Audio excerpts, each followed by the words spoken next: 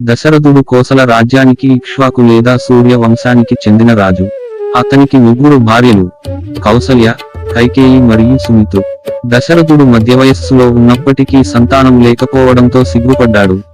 అందువలన ఋష్యశృంగుడి మంత్రుల సలహా మేరకు పుత్రకామేష్టి యజ్ఞం చేశాడు. యజ్ఞం నుండి అగ్ని స్వయంగా దశరథుడికి నలుగురు కుమారులను అనుగ్రహించాడు. అందువలన దశరథుని ముగ్గురు భార్యలు నలుగురు కుమారులను కన్నారు. కౌసల్య నుండి రాముడు, కైకేయి నుండి భరతుడు మరియు సుమిత్రు నుండి కవలలు లక్ష్మణుడు మరియు శత్రుఘ్నుడు. వాస్తవానికి రాముడు విష్ణువు యొక్క 7వ అవతారం. అతను లంక, ప్రస్తుత శ్రీలంక యొక్క క్రూరమైన రాక్షస రాజు రావణుడిని చంపడానికి తనను తాను మానవుడిగా అవతరించాడు. రాముడు తన సోదరులు మరియు తల్లిదండ్రులతో సంతోషంగా బాల్యాన్ని గడిపాడు మరియు గురు వశిష్ఠుడి వద్ద తన గురుకులంలో విద్యను అభ్యసించాడు. తన విద్యను పూర్తి చేసిన తర్వాత రాముడు తన సోదరుడు లక్ష్మణుడితో కలిసి రాక్షసులను చంపి ఋషులను, వారి యజ్ఞాలను రక్షించడానికి విశ్వామిత్రుడితో కలిసి వెళ్ళాడు. అక్కడ రాముడు మారీచుడు, సుబాహువు మరియు తాటక వంటి అనేక మంది రాక్షసులను చంపి మిథిలాకు ప్రయాణంలో ఋషి గౌతముని భార్య అహల్యను శాపం నుండి విడిపించాడు. తద్వారా తన దైవత్వాన్ని నిరూపించుకున్నాడు. ఆ తరువాత ఇద్దరు సోదరులు విశ్వామిత్రుడితో కలిసి జనక రాజు కుమార్తె అయిన మిథిలా యువరాణి సీత స్వయంవరం కోసం మిథిలాకు వెళ్లారు. సీతా స్వయంవరం యొక్క షరతు అదే కాబట్టి అతను శివుని విల్లును విరిచి సీతను వివాహం చేసుకున్నాడు. రాముడి మిగిలిన ముగ్గురు సోదరులు కూడా జనక సోదరుడు కుశధ్వజ కుమార్తెలైన సీత ముగ్గురు సోదరీమణులను వివాహం చేసుకున్నారు. నలుగురు జంటలు వివాహం చేసుకుని కొంతకాలం అయోధ్యలో ప్రశాంతమైన జీవితాన్ని గడిపారు. చాలా సంవత్సరాల తరువాత దశరథుడు రాముడిని అయోధ్యకు యువరాజుగా చేయాలని నిర్ణయించుకుంటాడు. రాముడి పట్టాభిషేకం నిర్వహించబడింది మరియు అయోధ్యలో వేడుకలకు దారితీసింది. మందర రాణి కైకేయికి నమ్మకమైన పరిచారిక మరియు విశ్వాసపాత్రురాలు. ఆమె పదునైన తెలివి మరియు చాకచక్య స్వభావానికి ప్రసిద్ధి చెందింది. అయితే కైకేయి పట్ల ఆమెకున్న విధేయత, దశరథుని పెద్ద కుమారుడు మరియు కైకేయి సవతి కొడుకు అయిన రాముడి పట్ల ఆమెకున్న అసూయతో కప్పివేయబడింది. దశరథుడు రాముడిని తన వారసుడిగా పట్టాభిషేకం చేయాలనే ఉద్దేశ్యాన్ని తెలుసుకున్న మందర తన పదవికి ముప్పు వాటిల్లిందని భావించింది. తన సొంత కొడుకు భరతుడిపై కైకేయికి ఉన్న ప్రేమను గ్రహించి రాముడు సింహాసనాన్ని అధిరోహించడం పట్ల కైకేయి మనస్సులో సందేహం మరియు భయాన్ని నాటింది. కైకేయి భావోద్వేగాలను మోసగించి ఆమె అభద్రతాభావాలను ఉపయోగించుకుని రాముడి పట్టాభిషేకం భరతుడి భవిష్యత్తుకు మరియు రాజభవనంలో తన స్వంత హోదాకు హాని కలిగిస్తుందని మందర ఆమెను చాకచక్యంగా ఒప్పించింది. మందర నిరంతరాయంగా చేసిన ప్రయత్నాలకు కైకేయి బలైంది. దశరథుడు తనకు ఇచ్చిన 2 వరాలు నెరవేర్చమని కోరింది. ఈ వరాలను ఉపయోగించుకుని కైకేయి దశరథుడిని బలవంతంగా రాముడిని 14 సంవత్సరాలు అడవికి బహిష్కరించి భరతుని రాజుగా పట్టాభిషేకం చేసింది. తన తండ్రి దశరథుడు కైకేయికి ఇచ్చిన వాగ్దానాన్ని నెరవేర్చడానికి రాముడు ఇష్టపూర్వకంగా వనవాసాన్ని అంగీకరిస్తాడు. ధర్మాన్ని నిలబెట్టడానికి మరియు తన తండ్రి మాటను గౌరవించడానికి తన అచంచలమైన నిబద్ధతను ప్రదర్శిస్తాడు. అయోధ్య సింహాసనానికి సరైన వారసుడు అయినప్పటికీ రాముడు నిస్వార్థంగా తన తండ్రి కైకేయికి ఇచ్చిన వాగ్దానాన్ని నిలబెట్టడానికి 14 సంవత్సరాలు వనవాసానికి వెళ్లడానికి అంగీకరిస్తాడు. రాముడి భార్య సీత మరియు అతని సోదరుడు లక్ష్మణుడు రాముడికి తమ మద్దతు మరియు నిబద్ధతను ప్రదర్శిస్తూ అతనితో పాటు వనవాసానికి వెళతారు. దుఃఖం మరియు విలాప దృశ్యాల మధ్య రాముడు, సీత మరియు లక్ష్మణుడు తమ ప్రియమైన వారికి వీడ్కోలు పలికే అడవికి బయలుదేరుతారు. అయోధ్య పౌరులు తమ ప్రియమైన యువరాజు నిష్క్రమణతో దుఃఖంతో రాజ్యం విడిచి వెళ్లిన వారిని చూస్తూ తమ దుఃఖాన్ని వ్యక్తం చేస్తారు. తన తండ్రి దశరథుని మాటను గౌరవించడానికి తన పట్ల గాఢంగా అనుబంధం ఉన్న పౌరుల నిరసనలు మరియు అభ్యర్థనలను పట్టించుకోకుండా రాముడు తన భార్య సీత మరియు సోదరుడు లక్ష్మణుడితో కలిసి రాత్రిపూట అయోధ్య నుండి బయలుదేరాడు. వారికి మానసిక క్షోభ కలిగించకూడదని అతను కోరుకున్నాడు. కాబట్టి వారు నిద్రపోతున్నప్పుడు అతను బయలుదేరాలని నిర్ణయించుకున్నాడు. వారి ప్రయాణంలో రాముడు అనేక మంది వ్యక్తులను ఎదుర్కొన్నాడు. వారు తరువాత కథనంలో ముఖ్యమైన పాత్రలు పోషించారు. గిరిజన నాయకుడు మరియు రామ భక్తుడు నిషాద్రాజ్ గుహ. వారి బహిష్కరణ మొదటి రాత్రి గంగా నది ఒడ్డున వారికి ఆశ్రయం కల్పించాడు. పడవ నడిపేవాడు కేవత్ వారికి నదిని దాటడానికి సహాయం చేశాడు మరియు వారి పాదాలను కడుక్కోవడం ద్వారా తన భక్తిని చూపించాడు. దశరథుడు రాముడిని అయోధ్యకు తిరిగి తీసుకురావడానికి పంపిన మంత్రి ఆర్య సుమంత్ గంగా నదిని దాటిన తరువాత రాముడి ఆజ్ఞలకు కట్టుబడి అయోధ్యకు తిరిగి వచ్చాడు. తండ్రి మాటలను పాటిస్తూ రాముడు వనవాసం చేయాలనే నిర్ణయం పట్ల అసంతృప్తి చెందినప్పటికీ మంత్రి ఆర్య సుమంత్ రాముడు, సీత, లక్ష్మణులు లేకుండా అయోధ్యను తిరిగి ఇవ్వవలసి వచ్చింది. రాముడి వనవాస ఆజ్ఞను అనుసరించి రాముడు, సీత, లక్ష్మణుడు అయోధ్య నుండి బయలుదేరిన తర్వాత వారి ప్రయాణం మందాకిని నది ఒడ్డున ఉన్న చిత్రకూటానికి చేరుకుంటుంది. ఇది వనవాస కాలంలో వారి తాత్కాలిక నివాసం ప్రారంభాన్ని సూచిస్తుంది. చిత్రకూటానికి చేరుకున్న తరువాత రాముడు తన జ్ఞానం మరియు ఆధ్యాత్మిక పరాక్రమానికి ప్రసిద్ధి చెందిన ప్రఖ్యాత ఋషి భరద్వాజుడిని వెతుకుతాడు. చిత్రకూటలోని భరద్వాజముని ఆశ్రమం రాముడికి అభయారణ్యంగా పనిచేస్తుంది. ఈ సవాలుతో కూడిన సమయంలో అతనికి ఆధ్యాత్మిక మార్గదర్శకత్వాన్ని అందిస్తుంది. భరద్వాజ మహర్షి రాముడిని హృదయపూర్వకంగా స్వాగతించి అతని దైవిక వంశాన్ని మరియు ధర్మబద్ధమైన స్వభావాన్ని గుర్తించాడు. ఆయన తన ఆశీర్వాదాలను అందిస్తాడు మరియు రాముడికి విలువైన మార్గదర్శకత్వాన్ని అందిస్తాడు. ధర్మ మార్గంలో మరియు బహిష్కరణలో కూడా యువరాజు యొక్క విధులను సూచిస్తాడు. చిత్రకూట్లో బస చేసిన సమయంలో రాముడు, సీత, లక్ష్మణుడు భరద్వాజుని బోధనలలో మునిగిపోతారు. వారు ఆధ్యాత్మిక సాధనలు, ధ్యానం మరియు తత్వశాస్త్రం మరియు నైతికతపై చర్చలలో పాల్గొంటారు. భరద్వాజుడు రాముడికి విశ్వసనీయ సలహాదారుగా మరియు గురువుగా పనిచేస్తాడు. వివిధ విషయాలపై సలహాలు అందిస్తాడు మరియు సందేహం లేదా ప్రతికూల క్షణాలలో భావోద్వేగ మద్దతును అందిస్తాడు. రాముడి వనవాస వార్తతో సుమంత్రుడు తిరిగి వచ్చిన తర్వాత దశరథుడు దుఃఖంతో, అపరాధ భావనతో మునిగిపోయాడు. రాముడి నుండి విడిపోవడంతో ఇప్పటికే భారంగా ఉన్న అతని హృదయం అదనపు షాక్ను భరించలేకపోయింది. అతను తీవ్ర అనారోగ్యానికి గురయ్యాడు. తన రాజ్యంలో జరుగుతున్న సంఘటనలను ఎదుర్కోవడానికి అతను కష్టపడుతుండగా అతని ఆరోగ్యం వేగంగా క్షీణించింది. రాజభవన వైద్యులు ఎంత ప్రయత్నించినా దశరథుని పరిస్థితి రోజురోజుకు దిగజారింది. అతను తీవ్రమైన మానసిక క్షోభకు గురయ్యాడు. శారీరక సమస్యలకు దారితీసింది. చివరికి అది ప్రాణాంతకం అయింది. తన ప్రియమైన వారు మరియు సలహాదారుల చుట్టూ దశరథుడు తన చివరి శ్వాసను విడిచాడు. దశరథుని మరణం తరువాత కేకేయ రాజ్యంలో ఉన్న శత్రుఘ్నుడితో పాటు భరతుడిని వశిష్ఠ మహర్షి పిలిపిస్తాడు. దశరథ మహారాజు మరణం తరువాత భరతుడు అయోధ్యకు తిరిగి రావడం భావోద్వేగాలు మరియు సవాళ్ల మిశ్రమంతో కూడి ఉంటుంది. అతను వచ్చేసరికి అయోధ్యలో వాతావరణం దుఃఖం మరియు అనిశ్చితితో నిండి ఉంటుంది. రాజు ఆకస్మిక మరణం, అతని మరణం చుట్టూ ఉన్న పరిస్థితులతో కలిపి కొంతమందిలో భరతుడి పట్ల అనుమానం మరియు అపనమ్మకానికి దారితీస్తుంది. ఈ అనుమానానికి ప్రధాన కారణాలలో ఒకటి భరతుడి తల్లి కైకేయి పోషించిన పాత్ర. భరతుడిని రాజుగా పట్టాభిషేకం చేయాలని కోరికతో నడిచే కైకేయి చర్యలు విస్తృతంగా విమర్శించబడ్డాయి మరియు అయోధ్య ప్రజలు ఎంతో ప్రేమించే రాముడికి చేసిన ద్రోహంగా పరిగణించబడుతున్నాయి. ఈ విషయంలో భరతుడు నిర్దోషి అయినప్పటికీ అతని విధేయత మరియు ఉద్దేశ్యాలపై సందేహాలు తలెత్తుతున్నాయి. అయితే భరతుడు రాముడి పట్ల తనకున్న భక్తిలో మరియు అయోధ్య శ్రేయస్సు పట్ల తనకున్న నిబద్ధతలో స్థిరంగా ఉన్నాడు. తిరిగి వచ్చిన తర్వాత తన తండ్రి దశరథుని అంత్యక్రియలను అత్యంత భక్తి మరియు గౌరవంతో నిర్వహించే బాధ్యతను తీసుకుంటాడు. భరతుడు ఎదుర్కొంటున్న సవాళ్లు మరియు విమర్శలు ఉన్నప్పటికీ రాముడి పట్ల భరతుడికి ప్రేమ మరియు భక్తి ప్రకాశిస్తాయి.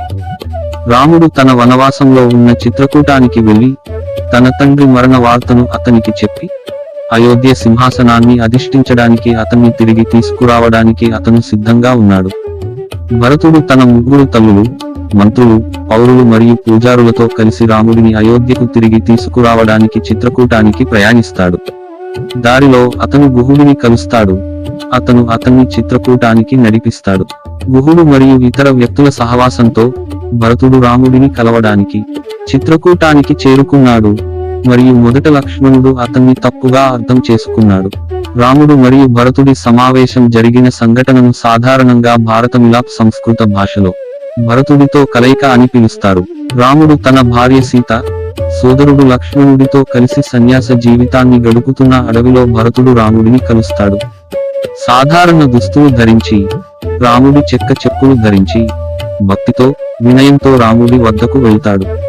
సంఘటనల మలుపులో తన తీవ్ర దుఃఖాన్ని మరియు రాముడు అయోధ్యకు తిరిగి రావడాన్ని చూడాలనే తన ప్రగాఢ కోరికను వ్యక్తపరుస్తాడు. భరతుడి భక్తి మరియు అచంచలమైన విధేయతకు ముగ్ధుడైన రాముడు తన సోదరుడిని హృదయపూర్వకంగా ఆలింగనం చేసుకుంటాడు. భారత మిలాప్ తరువాత భరతుడు రాముడి చెప్పులు తీసుకుని అయోధ్యకు తిరిగి వచ్చి సింహాసనాన్ని స్వీకరించమని అభ్యర్థిస్తాడు. అయితే తన తండ్రి వాగ్దానం మరియు తన స్వంత గౌరవ భావానికి కట్టుబడి ఉన్న రాముడు వనవాస ప్రతిజ్ఞను ఉల్లంఘించడానికి నిరాకరిస్తాడు. బదులుగా భరతుడు లేనప్పుడు అయోధ్యను పరిపాలించే బాధ్యతను అతనికి అప్పగిస్తాడు మరియు అడవి నుండి తన మద్దతు మరియు మార్గదర్శకత్వాన్ని అతనికి హామీ ఇస్తాడు. భరతుని కలిసిన తరువాత సీత, లక్ష్మణులతో రాముడు ఇతర ఋషులతో దండక అడవికి వెళ్ళాడు. లక్ష్మణ, సీతలతో రాముడు అత్రి అనే గొప్ప ఋషిని మరియు అతని భార్య అనసూయను కలిశాడు. అత్రి మరియు అనసూయ భక్తి మరియు తపస్సుకు ప్రసిద్ధి చెందిన ఋషులు. రాముడు, సీత, లక్ష్మణులతో కలిసి వనవాసంలో ఉన్నప్పుడు వారు అత్రి మరియు అనసూయల ఆశ్రమానికి చేరుకున్నారు. వారు వచ్చినప్పుడు అత్రి మరియు అనసూయ వారిని గొప్ప గౌరవంతో మరియు ఆతిథ్యంతో స్వాగతించారు. రాముడు వనవాసంలో ఉన్న సాధారణ యువరాజు వేషంలో ఉన్నప్పటికీ అతని దైవిక సారాన్ని గుర్తించారు. ఈ సమావేశం లోతైన సంభాషణల ద్వారా వర్గీకరించబడుతుంది. అక్కడ అత్రి మరియు అనసూయ రాముడికి జ్ఞానం మరియు మార్గదర్శకత్వాన్ని అందిస్తారు. దండక అడవిలో రాముడు లక్ష్మణుడు మరియు సీతతో కలిసి ధ్యానంలో మునిగి ఉన్న ఋషి శరభంగును కలుస్తాడు. రాముడు అతన్ని పలకరించాడు, కానీ ఋషి తన ఆధ్యాత్మిక సాధనలలో నిమగ్నమై ఉండటంతో మౌనంగా ఉన్నాడు. ఋషి భక్తిని గౌరవించిన రాముడు, ఋషి శరభంగ్ తన ధ్యానం నుండి బయటకు వచ్చే వరకు చాలా రోజులు ఓపికగా వేచి ఉన్నాడు. చివరికి ఋషి కళ్ళు తెరిచినప్పుడు రాముడు వినయంగా అతని ఆశీర్వాదాలను కోరాడు మరియు రాముడి ఓర్పు మరియు వినయానికి ముగ్ధుడైన ఋషి అతన్ని ఆశీర్వదించాడు. వారి సంచారాల మధ్య ఆ ముగ్గురు అడవి లోతుల్లో ఉన్న సుతీక్ష్ణ మహర్షి ఆశ్రమాన్ని చూస్తారు. కఠినమైన తపస్సు మరియు లోతైన జ్ఞానానికి ప్రసిద్ధి చెందిన సుతీక్ష్ణ మహర్షి దైవిక అతిథులను భక్తి మరియు వినయంతో స్వాగతిస్తాడు. రాముడు మరియు అతని సహచరులు ఆశ్రమంలో స్థిరపడినప్పుడు ఋషి మరియు దైవిక యువరాజు మధ్య సంభాషణ జరుగుతుంది. ఈ ప్రసంగం ధర్మం, కర్మ మరియు జనన మరణ చక్రం నుండి విముక్తి కోసం మరియు జనన మరణ చక్రం నుండి విముక్తి కోసం శాశ్వతమైన అన్వేషణ యొక్క చిక్కులను తాకుతుంది. సుతీక్ష్ణ మహర్షి తన ఋషి ప్రవర్తన మరియు ఆధ్యాత్మిక అంతర్దృష్టితో రాముడికి లోతైన బోధనలను అందిస్తాడు. ధర్మం మరియు స్వీయ సాక్షాత్కార మార్గాన్ని ప్రకాశవంతం చేస్తాడు. రూపకం, ఉపమానం మరియు జ్ఞానం ద్వారా అతను ఉనికి యొక్క సారాంశాన్ని విశదీకరిస్తాడు. రాముడిని కష్టతరమైన జీవిత ప్రయాణంలో నడిపిస్తాడు. వారి మార్పిడికి ప్రధానమైనది ధర్మ భావన, ఒకరి చర్యలు మరియు ప్రవర్తనను నియంత్రించే నైతిక మరియు నైతిక విధి. విశ్వ క్రమాన్ని నిలబెట్టడంలో మరియు విశ్వంలో సామరస్యాన్ని పెంపొందించడంలో ధర్మం పాత్రను నొక్కి చెబుతూ సుతీక్ష్ణ మహర్షి ధర్మం యొక్క చిక్కులను విశదీకరిస్తాడు. రాముడు ఈ బోధనలను వినయం మరియు భక్తితో గ్రహిస్తాడు. ఆధ్యాత్మిక పరిణామాన్ని సాధించడంలో ధర్మబద్ధమైన ప్రవర్తన యొక్క లోతైన ప్రాముఖ్యతను గుర్తిస్తాడు. ఈ ఉపన్యాసం వాస్తవికత యొక్క స్వభావాన్ని లోతుగా పరిశీలిస్తుంది. భౌతిక ప్రపంచం యొక్క భ్రాంతికరమైన స్వభావాన్ని మరియు అంతకు మించి ఉన్న శాశ్వత సత్యాన్ని పరిశీలిస్తుంది. ఇంద్రియాల యొక్క క్షణిక సుఖాలను అధిగమించి ఆత్మ యొక్క శాశ్వత ఆనందంలో ఆశ్రయం పొందమని రాముడిని కోరుతూ నిర్లిప్తత మరియు త్యాగం యొక్క సూత్రాలను సుతీక్ష్ణ మహర్షి వివరిస్తాడు. సంభాషణ విప్పుతున్నప్పుడు ఆశ్రమం యుగాల అకాల జ్ఞానంతో ప్రతిధ్వనిస్తుంది. మర్త్య ఉనికిని అధిగమించే శాశ్వత సత్యాలను ప్రతిధ్వనిస్తుంది. దైవిక కృప మరియు ధర్మం యొక్క స్వరూపమైన రాముడు శ్రద్ధగా వింటాడు. అతని హృదయం ఋషి యొక్క లోతైన బోధనలతో ప్రతిధ్వనిస్తుంది. సప్తర్షి, 7 ఋషులు లో ఒకరైన అగస్త్య ముని తన జ్ఞానం మరియు ఆధ్యాత్మిక పరాక్రమానికి ప్రసిద్ధి చెందాడు. రాముడు మరియు అతని సహచరులు దండక అటవీ ప్రాంతంలోని పంచవటి వనానికి చేరుకున్నప్పుడు అగస్త్య ముని వారిని ఎంతో భక్తితో సంప్రదించాడు. రాముడి దైవిక స్వభావాన్ని మరియు విష్ణు అవతారంగా అతని పాత్రను గుర్తించిన అగస్త్య ముని తన ఆశీర్వాదాలను మరియు మార్గదర్శకత్వాన్ని అందించాడు. ఆయన రాముడితో లోతైన ఆధ్యాత్మిక బోధనలను పంచుకున్నాడు. నీతివంతమైన ప్రవర్తన, విధి మరియు ఆధ్యాత్మిక విముక్తి మార్గం గురించి సలహా ఇచ్చాడు. వారి సమావేశంలో అగస్త్య ముని రాముడికి దైవిక ఆయుధాలను కూడా బహుకరించాడు. వాటిలో శరంగా అని పిలువబడే శక్తివంతమైన విల్లు కూడా ఉంది. తరువాత రాక్షస రాజు రావణుడితో జరిగిన యుద్ధంలో రాముడు దీనిని ఉపయోగించాడు. జటాయువుతో సమావేశం. రాముడు, లక్ష్మణుడు మరియు సీతలతో జటాయువు మొదటి సమావేశం అరణ్యకాండలో కనిపిస్తుంది. జటాయువు ఒక గొప్ప రాబందు మరియు రాముడి తండ్రి దశరథుని పాత స్నేహితుడు. జటాయువు అడవిలో రాముడు మరియు లక్ష్మణులకు కూడా స్నేహితుడు అయ్యాడు. రాముడు మరియు సహచరులు దాదాపు 13 సంవత్సరాలు వనవాసంలో గడిపారు. గత సంవత్సరం అక్కడే ఉన్నారు. రాముడు మరియు అయోధ్య పౌరుడు ఇద్దరూ అతని తిరిగి రావడానికి ఎదురు చూస్తున్నారు. ఒక రోజు రాక్షస రాజు రావణుడి సోదరి మరియు రాక్షసి అయిన శూర్పణఖ అడవిలో వనవాసం చేస్తున్నప్పుడు రాముడు మరియు లక్ష్మణులను ఎదుర్కొంటుంది. ఆమె రాముడి రూపాన్ని చూసి ఆకర్షితురాలై అతన్ని ప్రలోభపెట్టడానికి ప్రయత్నిస్తుంది. అయితే తన భార్య సీతకు అంకితభావంతో ఉన్న రాముడు ఆమె ప్రయత్నాలను తిరస్కరిస్తాడు. కోపంగా మరియు అవమానంగా శూర్పణఖ ఆమె దృష్టిని లక్ష్మణుడి వైపు మళ్లిస్తుంది. కానీ లక్ష్మణుడు కూడా ఆమెను తిరస్కరిస్తాడు. ఆమె అసూయతో సీతపై దాడి చేయమని ప్రేరేపిస్తుంది. ప్రతీకారంగా లక్ష్మణుడు వేగంగా జోక్యం చేసుకుని శూర్పణఖ ముక్కు మరియు చెవులను నరికివేస్తుంది. భయపడి బాధతో శూర్పణఖ తన సోదరుడు ఖర మరియు దూషణుల వద్దకు పారిపోతుంది. ఖర మరియు దూషణ అనే బలవంతులైన రాక్షసులు రాముడు మరియు లక్ష్మణులను ఎదుర్కోవడానికి ఒక బలీయమైన సైన్యాన్ని నడిపించారు. రాముడు మరియు లక్ష్మణులు వనవాసం సమయంలో నివసించిన దండక అడవిలో ఈ యుద్ధం జరిగింది. ఖర మరియు దూషణలు తమ రాక్షస దళాలతో కలిసి రాముడు మరియు లక్ష్మణులపై భీకర దాడి చేసి వారిని ఓడించి సీతను బంధించే లక్ష్యంతో దాడి చేశారు. రాముడు తన దైవిక పరాక్రమం మరియు విలువిద్యలో నైపుణ్యంతో ఖర మరియు దుష్యనులతో భీకర యుద్ధంలో పాల్గొన్నాడు. తన అసాధారణ విలువిద్య నైపుణ్యాలను మరియు వ్యూహాత్మక పరాక్రమాన్ని ఉపయోగించి రాముడు రాక్షస సైన్యాన్ని వేగంగా ఓడించాడు. వారి శ్రేణులలో విధ్వంసం సృష్టించాడు. ఖర మరియు దుష్యనులు రాముడి శక్తికి వ్యతిరేకంగా తమ ప్రయత్నాలు వ్యర్థమని గ్రహించి తీవ్రంగా పోరాడారు. కానీ చివరికి రాముడి బాణాల చేతిలో ఓడిపోయారు. యుద్ధ సమయంలో రాముడు తన పరాక్రమం, ధైర్యం మరియు నీతిని ప్రదర్శించాడు. ప్రతికూల పరిస్థితులలో ధర్మాన్ని నిలబెట్టాడు. ఖరుడు మరియు దూషణుల ఓటమి తరువాత శూర్పణఖ తన సోదరుడు మరియు లంక రాజు అయిన రావణుడిని సీత అందం గురించి చెప్పి ఆమెను అపహరించమని రెచ్చగొట్టింది. రాక్షస రాజు గొప్ప ఋషి విశ్రవుడు మరియు రాక్షసి కైకసి కుమారుడు అయిన రావణుడు మానవులు మరియు కోతులు తప్ప మరెవరూ తనను చంపలేరని బ్రహ్మ నుండి వరం పొందాడు.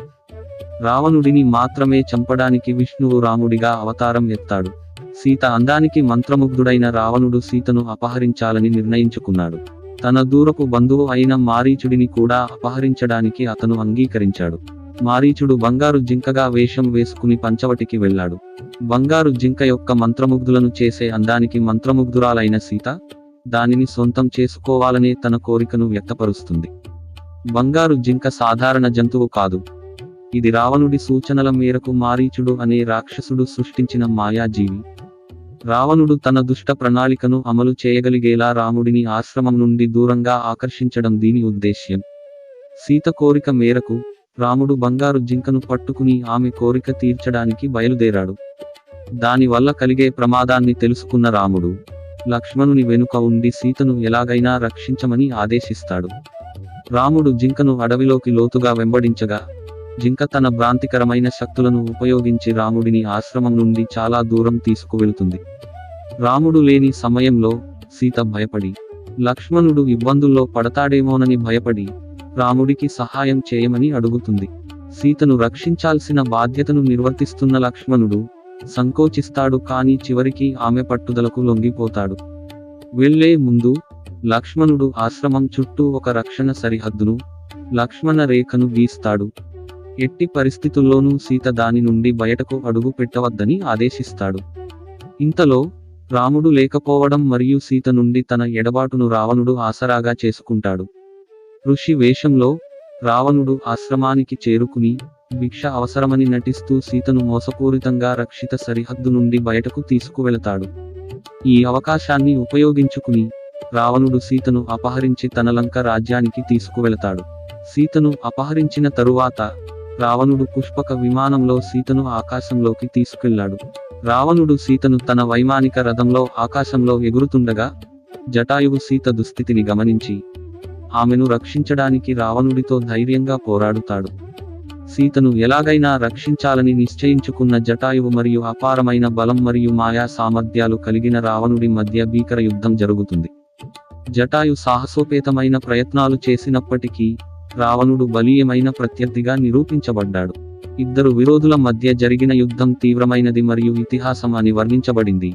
జటాయు అసమానమైన ధైర్యం మరియు పరాక్రమాన్ని ప్రదర్శిస్తాడు. అయితే జటాయుడి సాహసోపేతమైన పోరాటం ఉన్నప్పటికీ చివరికి అతను రావణుడి శక్తిచే ఓడిపోతాడు. రావణుడు తన ఉన్నతమైన బలం మరియు ఆయుధాలను ఉపయోగించి జటాయుపై తీవ్రమైన గాయాలు చేస్తాడు.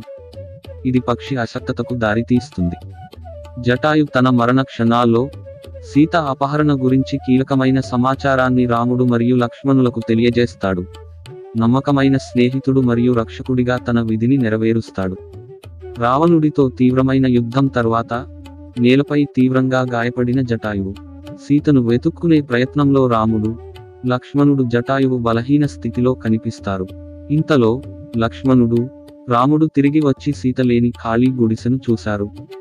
గాయపడిన తన స్నేహితుడిని చూసి దుఃఖంతో కుంగిపోయిన రాముడు జటాయువు వైపుకు పరిగెత్తాడు.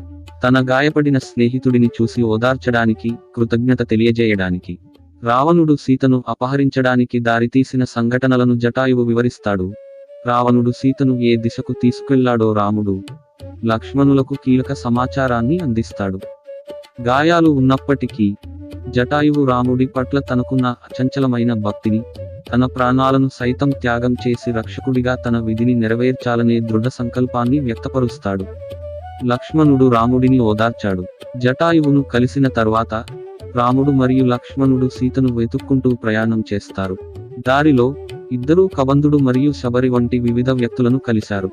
సీతను వెతుకుతుండగా రాముడు మరియు లక్ష్మణుడు కబంధుడు అనే రాక్షసుడిని చూస్తారు. అతను వికృత రూపాన్ని కలిగి ఉంటాడు.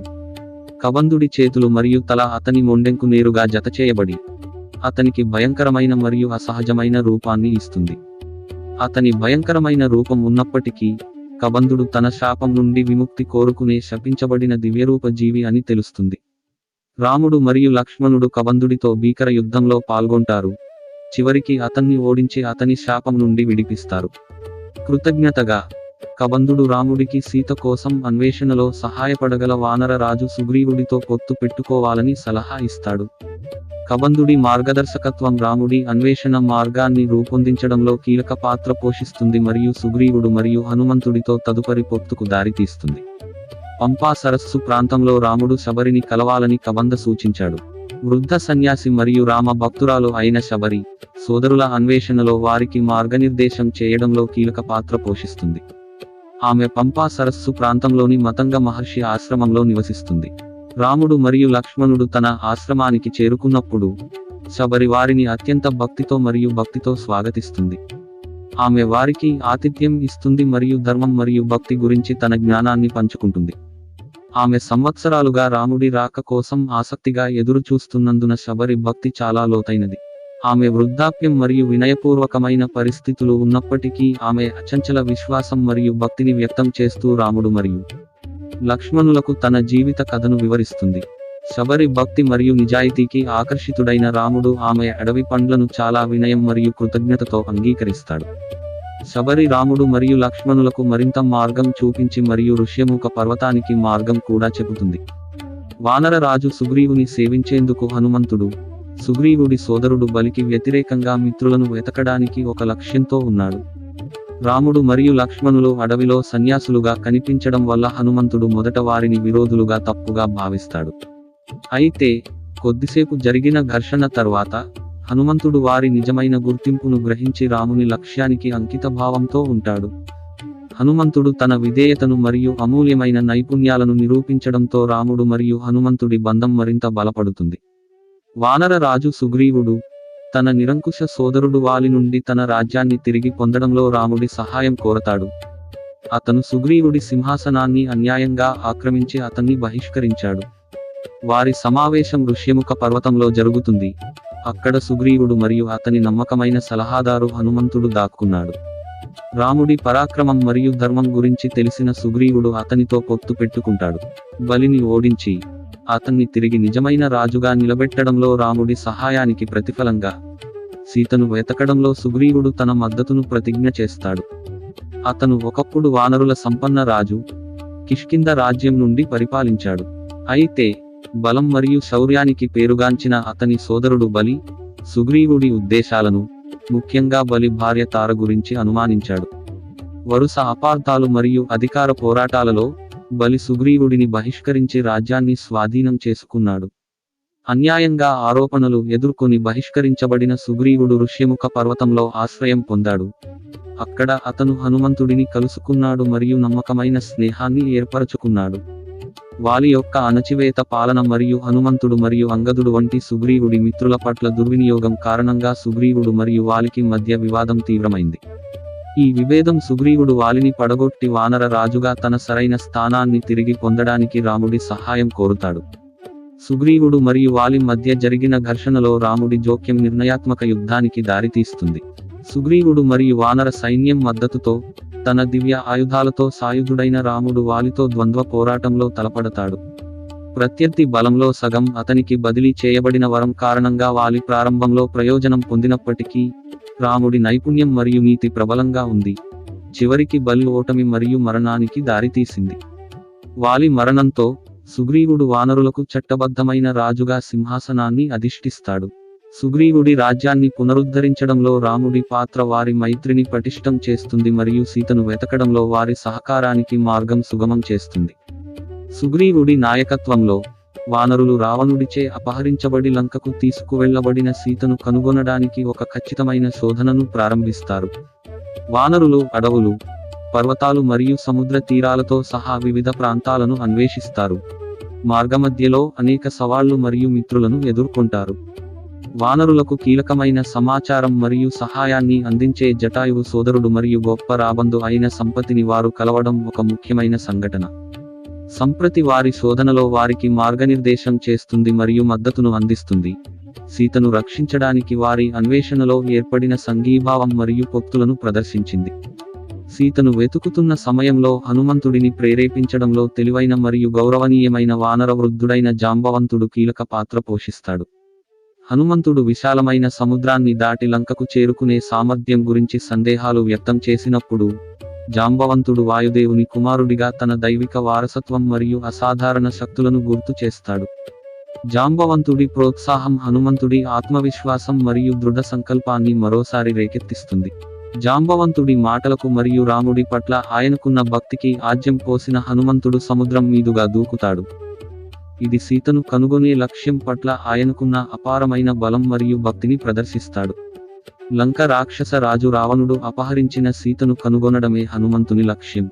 సముద్రం అవతల ఉన్న లంకను చేరుకోవడానికి హనుమంతుడు తన అసాధారణ శక్తులను ఉపయోగించాడు.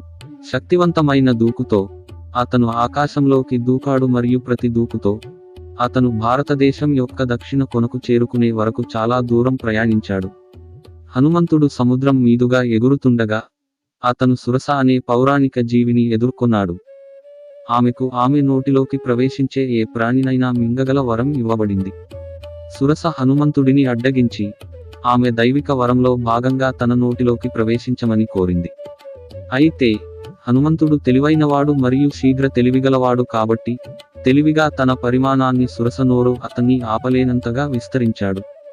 అతని తెలివితేటలకు ముగ్ధుడైన సురస హనుమంతుడిని ఆశీర్వదించి తన ప్రయాణాన్ని కొనసాగించడానికి అనుమతించాడు. లంక చేరుకున్న హనుమంతుడు లంక సంరక్షక దేవత లంకిణిని ఎదుర్కొన్నాడు. లంకను చొరబాటుదారుల నుండి రక్షించడం తన విధి కాబట్టి లంకిని మొదట హనుమంతుడిని నగరంలోకి ప్రవేశించకుండా ఆపడానికి ప్రయత్నించాడు. అయితే యుద్ధం తర్వాత హనుమంతుడు లంకిణిని చంపాడు. హనుమంతుడు సాధారణ జీవి కాదని మరియు అతని రాక ఒక ముఖ్యమైన సంఘటనకు సంకేతమని గ్రహించిన లంకిని అతన్ని ముందుకు సాగడానికి అనుమతించింది. హనుమంతుడి తదుపరి ముఖ్యమైన సమావేశం రావణుడి తమ్ముడు విభీషణుడితో జరిగింది. అతను మంచి హృదయం కలిగి తన సోదరుడి చెడు పనులను వ్యతిరేకించాడు. హనుమంతుడి లక్ష్యం గురించి తెలుసుకున్న విభీషణుడు రాముడి పట్ల అతని భక్తికి ఆకర్షితుడై అతనికి సహాయం చేయాలని నిర్ణయించుకున్నాడు. సీత ఎక్కడ ఉందో గురించి విలువైన సమాచారాన్ని అందించాడు మరియు ఆమెను ఎలా సంప్రదించాలో హనుమంతుడికి సలహా ఇచ్చాడు. హనుమంతుడు చివరకు సీతను లంకలోని అశోక వాటిక అనే తోటలో కనుగొన్నాడు. అక్కడ ఆమె రావణుడిచే బంధించబడింది. హనుమంతుడు సీతను రాముడి దూత రూపంలో సంప్రదించి ఆమెకు ఆశ మరియు రక్షణ హామీ ఇచ్చాడు. ఆమెను రక్షించడానికి రాముడి ప్రేమ మరియు దృఢ సంకల్పాన్ని అతను తెలియజేశాడు. ఆమె నిరాశ సమయంలో ఆమె ఆత్మలను ఉద్ధరించాడు. సీతను కలిసి రావణుడి బలాన్ని అంచనా వేసిన తర్వాత హనుమంతుడు లంకకు గుణపాఠం చెప్పాలని నిర్ణయించుకున్నాడు. సాహసోపేతమైన చర్యలో అతను తన తోకను ఉపయోగించి లంకకు నిప్పు పెట్టాడు. దీనివల్ల గందరగోళం మరియు విధ్వంసం ఏర్పడింది. లంక దహనం అని పిలువబడే ఈ సంఘటన హనుమంతుడి శక్తిని మరియు తన లక్ష్యాన్ని నెరవేర్చాలనే దృఢ సంకల్పాన్ని ప్రదర్శించింది. తన పనులను పూర్తి చేసిన తర్వాత హనుమంతుడు సీత ఎక్కడ ఉందో మరియు లంకలో పరిస్థితి గురించి వార్తలతో రాముడి వద్దకు తిరిగి వచ్చాడు. రాముడు మరియు అతని మిత్రులు అతని తిరిగి రావడాన్ని ఆనందం మరియు కృతజ్ఞతతో ఎదుర్కొన్నారు. హనుమంతుడి భక్తి, ధైర్యం మరియు తెలివితేటలు చివరికి సీతను రక్షించడంలో మరియు రావణుడి ఓటమిలో కీలక పాత్ర పోషించాయి. హనుమంతుడు తిరిగి వచ్చిన తరువాత రాముడు, లక్ష్మణుడు, సుగ్రీవుడు, జాంబవంతుడు, అంగదుడు మరియు ఇతర వానర సేనలతో హిందూ మహాసముద్రం, ప్రస్తుతం ఆ భాగాన్ని పాల్క్ జలసంధి అని పిలుస్తారు, వైపు వెళ్ళాడు. రాముడు లంకకు వెళ్ళడానికి విశాలమైన సముద్రం మీదుగా ఒక మార్గం అవసరం. రాముడు సముద్రాన్ని దాటడానికి మార్గం ఇవ్వమని సముద్రాన్ని అభ్యర్థించాడు. అయితే గర్వంతో నిండిన సముద్రం రాముడిని పట్టించుకోలేదు. కోపంతో ఉన్న రాముడు సముద్రానికి బాణం వేయబోతున్నాడు మరియు సముద్రం కనిపించింది మరియు రాళ్లలో రాముడు అని వ్రాయడం ద్వారా సముద్రంపై వంతెన నిర్మించవచ్చని రాముడికి చెప్పాడు. దీనిని సులభతరం చేయడానికి రాముడు వానరులలో ముఖ్య సోదరుడు, వాస్తుశిల్పి మరియు ఇంజనీర్ అయిన నల మరియు నీల సహాయం తీసుకున్నాడు.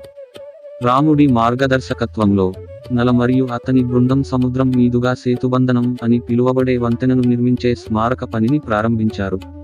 అల్లకల్లోల సముద్రాలు మరియు సమయ పరిమితులు వంటి సవాళ్లను ఎదుర్కొన్నప్పటికీ రాముడి నాయకత్వంలో వానరులు వంతెనను పూర్తి చేయడానికి అవిశ్రాంతంగా కృషి చేశారు.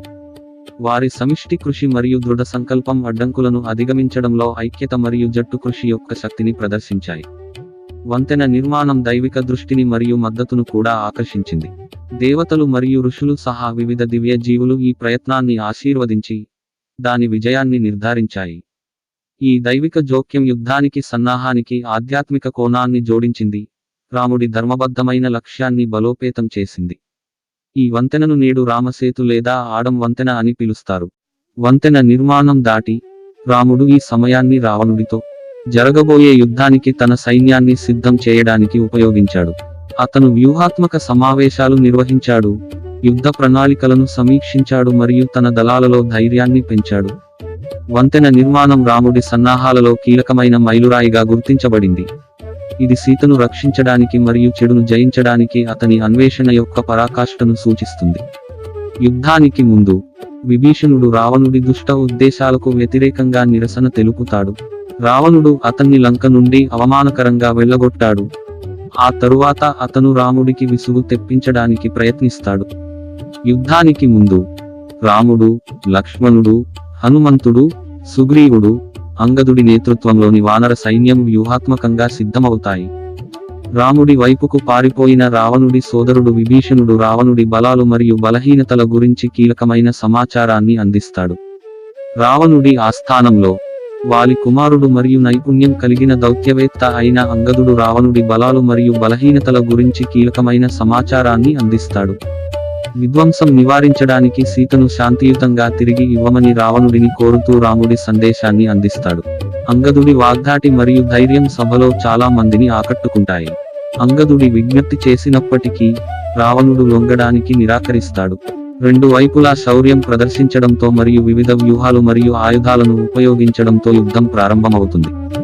రావణుడి సైనిక దళాలు ఇంద్రజిత్ అంటే మేఘనాథుడు మరియు కుంభకర్ణుడు వంటి రావణుడి సైనిక దళాలు తమ యుద్ధ నైపుణ్యాన్ని ప్రదర్శిస్తూ ముఖ్యమైన పాత్రలను పోషిస్తాయి.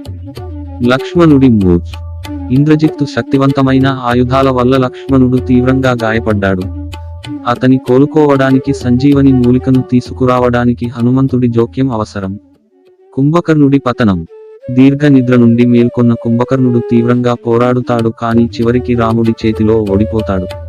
ఇంద్రజిత్తు పతనం చివరికి రామ లక్ష్మణులు ఇంద్రజిత్తును భీకర యుద్ధంలో ఎదుర్కొంటారు. విభీషణుడి మార్గదర్శకత్వంలో వారు అతని మాయా భ్రమలను అధిగమించి అతన్ని చంపుతారు. రావణుడి పతనం చివరికి రావణుడిని రాముడు చంపాడు. రాముడు ఇంద్రుడి దివ్య రథంపై ఎక్కి రావణుడితో భీకర యుద్ధంలో పాల్గొన్నాడు. విభీషణుడు రావణుడి నాభిపై కాల్చి చంపాలనే రహస్యాన్ని వెల్లడిస్తాడు. రాముడు విజయం సాధించాడు మరియు రాముడు రావణుడిని చంపిన రోజును, చెడుపై మంచి విజయాన్ని జరుపుకోవడానికి ఈ రోజు దసరాగా జరుపుకుంటారు. రావణుడిని చంపిన తర్వాత 14 సంవత్సరాలు పూర్తి కానున్న తరుణంలో రాముడు చివరకు అయోధ్యకు తిరిగి రావడానికి సిద్ధమవుతాడు. రావణుడిపై విజయవంతమైన యుద్ధం మరియు సీతను రక్షించిన తర్వాత రాముడు అయోధ్యకు తిరిగి రావడం గొప్పతనం మరియు వేడుకలతో గుర్తించబడుతుంది. ప్రతి సంవత్సరం కార్తీక మాసంలో అమావాస్య నాడు హిందూ క్యాలెండర్లో రాముడు మరియు సీత అయోధ్యకు తిరిగి రావడాన్ని గుర్తు చేస్తూ దీపావళిగా జరుపుకుంటారు. సీత, లక్ష్మణ, హనుమంతుడు, వారి మిత్రులతో కలిసి రాముడు లంకలో రావణుడిని, అతని సైన్యాన్ని ఓడించి అయోధ్యకు తిరిగి వస్తాడు.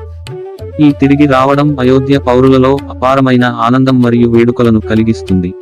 వారు తమ ప్రియమైన యువరాజు తిరిగి రావాలని ఆసక్తిగా ఎదురు చూస్తున్నారు. అయోధ్య చేరుకున్న తర్వాత అయోధ్య రాజుగా రాముడి పట్టాభిషేకానికి సన్నాహాలు ప్రారంభమవుతాయి. నగరం అలంకరణలతో అలంకరించబడి ఉంటుంది మరియు వాతావరణం ఉత్సవంతో నిండి ఉంటుంది. రాముడి పట్టాభిషేక వేడుక గొప్ప వైభవంగా నిర్వహించబడుతుంది. దీనికి ప్రముఖులు, ఋషులు మరియు పౌరులు హాజరవుతారు. అయోధ్య రాజుగా రాముడి పాలన న్యాయంగా మరియు ధర్మంతో ఉంటుంది. అతను తన అన్ని నిర్ణయాలు మరియు చర్యలలో ధర్మ మార్గాన్ని అనుసరిస్తాడు. అతనికి మర్యాద పురుషోత్తమ, ధర్మం మరియు ధర్మానికి ప్రతిరూపం అనే బిరుదును సంపాదించాడు.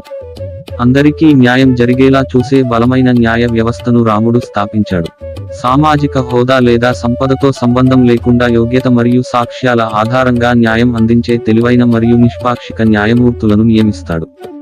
రాముడు తన ప్రజల సంక్షేమానికి లోతుగా కట్టుబడి ఉన్నాడు. అతను పౌరుల ప్రాథమిక అవసరాలు తీర్చబడతాయని నిర్ధారిస్తాడు మరియు సమాజంలోని వెనుకబడిన మరియు అణగారిన వర్గాల అభ్యున్నతికి వివిధ సంక్షేమ పథకాలను ప్రారంభిస్తాడు. రాజు అయినప్పటికీ రాముడు తన ప్రజలకు అందుబాటులో ఉంటాడు. పౌరులు తమ ఫిర్యాదులతో అతనిని సంప్రదించవచ్చు మరియు అతను వాటిని సానుభూతితో వింటాడు. వారి సమస్యలను వెంటనే మరియు న్యాయంగా పరిష్కరిస్తాడు. రాముడి పాలన నైతిక ప్రవర్తన మరియు పారదర్శకతతో గుర్తించబడింది. అతను ఆదర్శంగా నిలుస్తాడు. తన అన్ని వ్యవహారాలలో నైతిక విలువలు మరియు సమగ్రతను కాపాడుతాడు. తన పరిపాలనకు ఉన్నత ప్రమాణాలను ఏర్పరుస్తాడు. రాముడి తరువాతి జీవితం గురించి వాల్మీకి రామాయణంలోని ఉత్తరకాండలో వివరించబడింది. అయితే చాలా మంది పండితులు ఇది అసలు ఇతిహాసంలో భాగం కాదని, దానిలో తరువాతి వివరణ అని నమ్ముతారు. ఇతిహాసంలోని ఈ విభాగం రాముడికి తన భార్య సీతపై ఉన్న అనుమానం, పవిత్రంగా ఉన్నప్పటికీ ఆమెను బహిష్కరణకు పంపడం మరియు అతని కవల కుమారులు లవ మరియు కుశల జననం గురించి వివరంగా చెబుతుంది. రాముడు పాలకుడైన తర్వాత సీత కవలలతో గర్భవతి అయింది. అయితే అయోధ్య పౌరులు సీతను రావణుడు అపహరించినందున ఆమె పవిత్రతపై అనుమానం కలిగి ఉన్నారు, ఎందుకంటే ఆమె కఠినంగా, అంటరానిదిగా ఉంది. రాముడు పౌరులలో వ్యాపించిన పుకార్లను విని సీతను బహిష్కరించాడు. అక్కడ ఆమె వాల్మీకి ఆశ్రమంలో ఆశ్రయం పొంది రాముడి కవల కుమారులు లవ మరియు కుశలకు జన్మనిచ్చింది. ఇద్దరూ వాల్మీకి వద్ద వివిధ విషయాలలో శిక్షణ పొందారు మరియు రాముడిలాగే ధైర్యవంతులు. వాల్మీకి వారికి రామాయణం కూడా బోధించాడు. దానిని అతను నారదుడు మరియు బ్రహ్మ ఆజ్ఞల మేరకు రచించాడు. రాముడు తన రాజ్యాన్ని విస్తరించడానికి అశ్వమేధ యజ్ఞం చేసినప్పుడు అతని గుర్రాన్ని లవ మరియు కుశ బంధించారు మరియు అప్పుడే వారిద్దరూ రాముని ఆస్థానంలో రామాయణం పఠించారు మరియు రాముడు వారి నిజమైన గుర్తింపు గురించి, లవ మరియు కుశ తన కుమారులని తెలుసుకున్నాడు. అయితే రాముడు సీతను మళ్లీ తన పవిత్రతను నిరూపించుకోవడానికి అగ్నిపరీక్ష లేదా అగ్ని పరీక్ష చేయమని కోరాడు. నిరుత్సాహపడిన సీత రాముడిని మరియు అయోధ్యను విడిచిపెట్టి తన అసలు తల్లి ధార్తీ మాత లేదా భూమి దేవత వద్దకు తిరిగి వచ్చింది. తులసీదాస్ రాసిన రామచరితమానస్ వంటి అనేక వెర్షన్లలో సీతా బహిష్కరణ గురించి లేదు. కఠినంగా ఉన్నప్పటికీ రాముడి కథను విషాదకరంగా ముగించాలని తులసీదాస్ కోరుకోలేదని చాలా మంది పండితులు నమ్ముతారు. వాల్మీకి రామాయణం ప్రకారం రాముడు 11,000 సంవత్సరాలు పరిపాలించాడు మరియు దాని ప్రకారం తన విధులన్నింటినీ పూర్తి చేసిన తర్వాత అతను తన సహచరులతో కలిసి తన మానవ శరీరాన్ని విడిచిపెట్టి తన స్వర్గపు నివాసానికి వెళ్ళాడు. జై శ్రీరామ్.